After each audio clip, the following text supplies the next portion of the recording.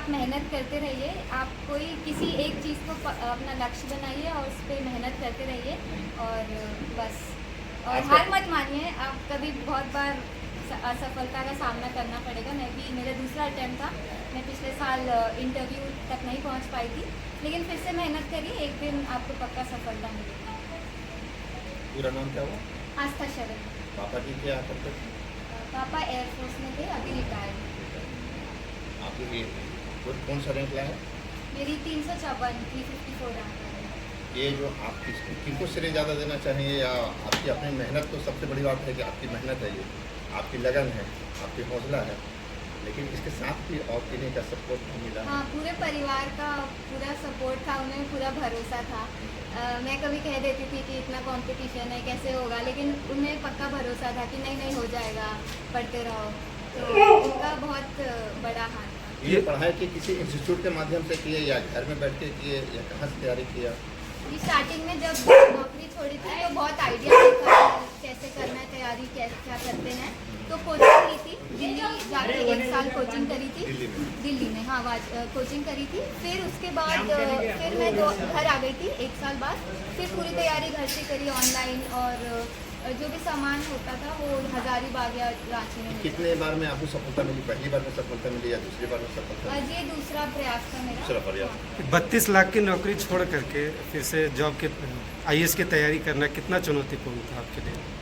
कभी कभी बुरा लगता था कि गलती तो नहीं कर दी, नौकरी छोड़ के अच्छी नौकरी लगी थी, लेकिन फिर एक भरोसा था कि यही करना है अब। तो फिर पीछे मुड़ के नहीं देखा कभी कि अब यही इसमें आ बचपन में गया, ये यही सब करना। बचपन से सपना चल रहा था, या किसी से प्रेरित होकर के प्रेरित हुए, या आपका अपना सपना था, अपना ड्रीम था ये?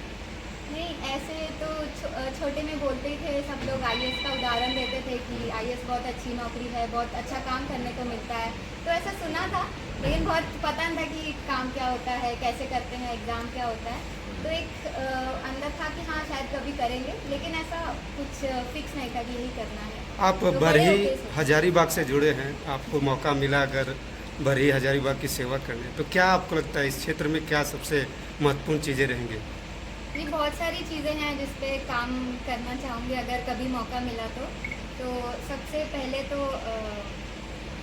स्वास्थ्य को लेके या पढ़ाई को लेके जो है, तो ये दोनों चीज़ें मुझे लगता है बहुत बेसिक एक चीज़ है जहाँ हर जगह ही अच्छी होनी चाहिए।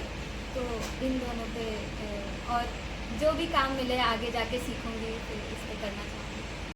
थे अभी वो रिटायर्ड हैं, तो उनकी जहाँ जहाँ पोस्टिंग रही वहाँ मेरी पढ़ाई हुई, और मैंने 10वीं बार भी फिर केंद्रीय विद्यालय चंडीगढ़ से किया जहाँ मेरे पापा पोस्टेड थे। फिर मैंने बीटेक किया है इलेक्ट्रॉनिक्स एंड कम्युनिकेशन इंजीनियरिंग में IIT BHU वाराणसी से।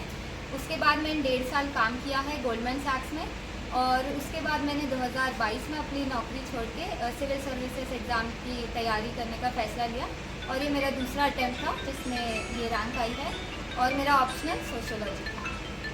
धन्यवाद।